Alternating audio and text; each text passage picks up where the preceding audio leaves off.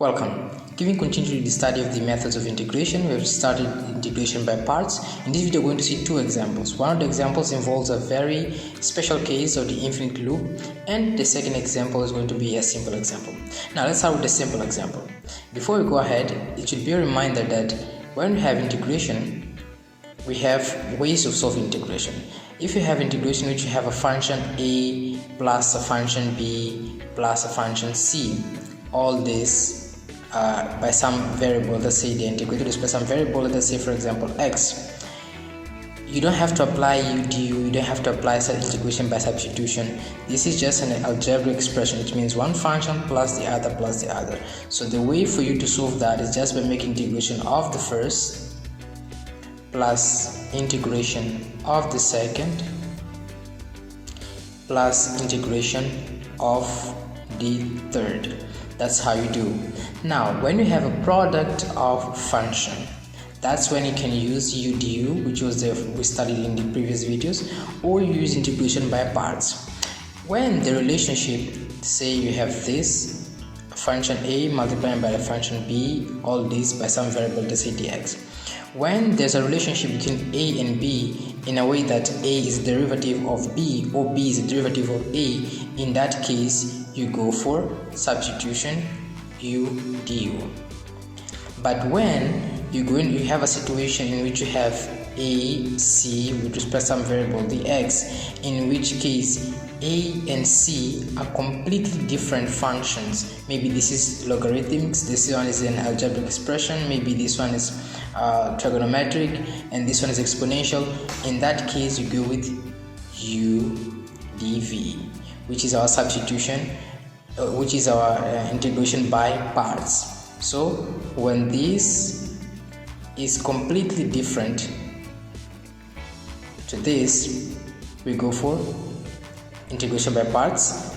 And if this is the derivative, there's a relationship here between this and this, we go to UDU. That's how you apply these things. Now let us go for this first example. Example number 1. Let us say, for example, you are given, we want to find x sine of x dx. This is a very simple example. So what is the first step? The first step is that we have to remember the rule, which I said last time. It was leaped, but we also called it as IALTA, which ILATE is simple form to read it. I will just display on the screen all the various denominations you can give to this rule. So this rule is applied to find which one is going to be our u. U is the variable that we're going to differentiate. So in this case, we have an inverse trigonometric function? No, we don't. We have a logarithm? We don't. We have algebraic? Yes, we do have algebraic, which is this x here, which in that case you said it was power of x.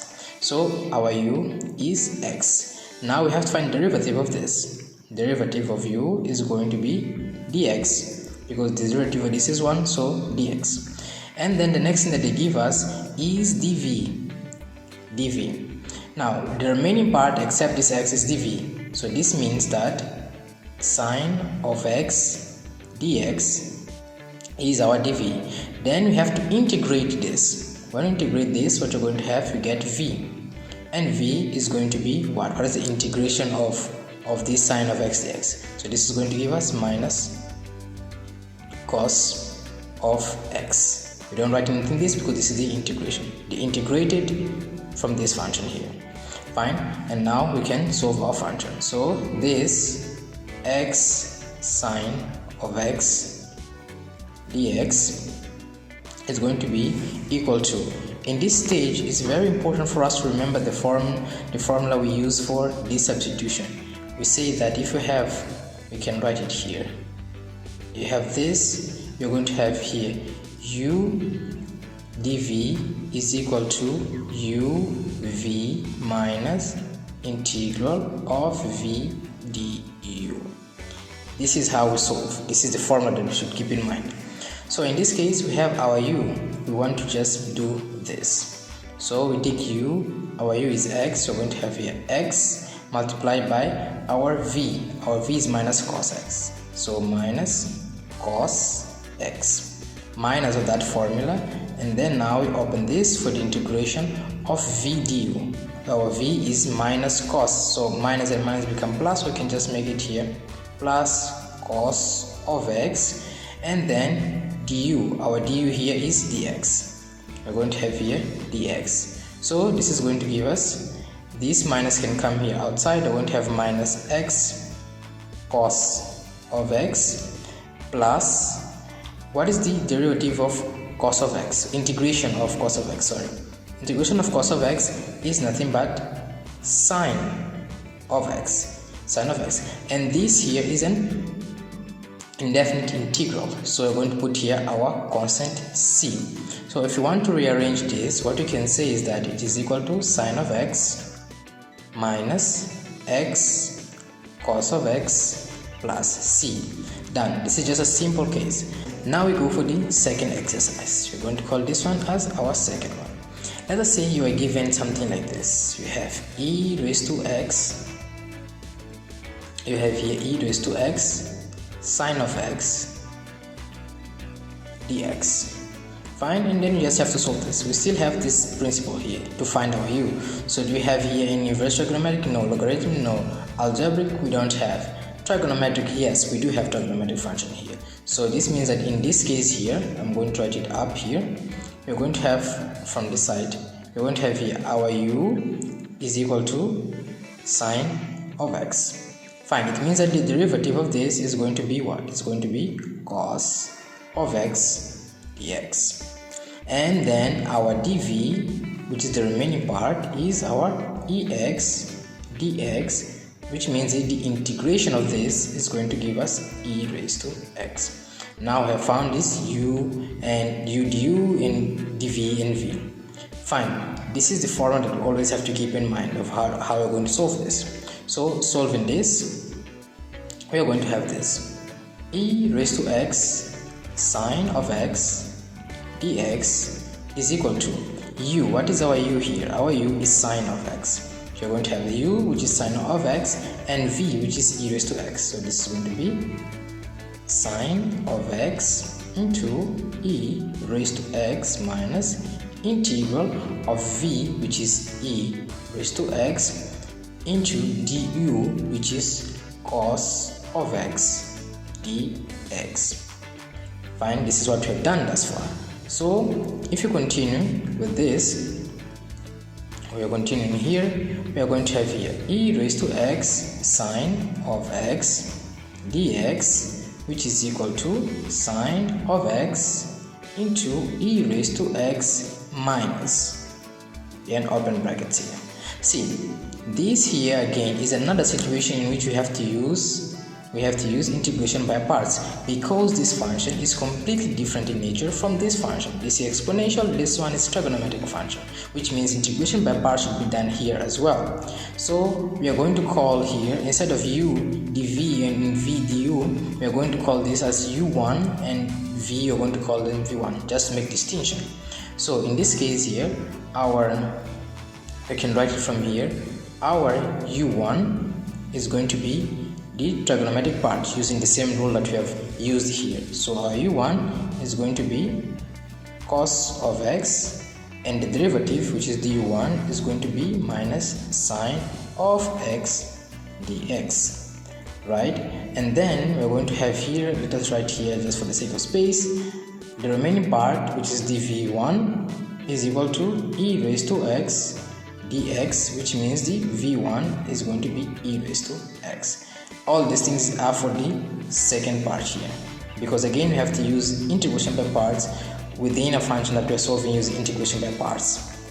Fine, so in this case, as we have done this, it means again we have to use the formula of integration by parts to solve this. So it's going to be uv as we had here, so it's going to become cos of x into e raised to x, which are these ones here, minus of that formula integration of v, which is our ex, which is v1, and we are going to multiply by du1, which is minus sine of x dx, and then we can close here our brackets. Then what we're going to get here is that we're going to get this function again here becomes ex sine of x dx is equal to, we'll rewrite it, sine of x e raised to x minus.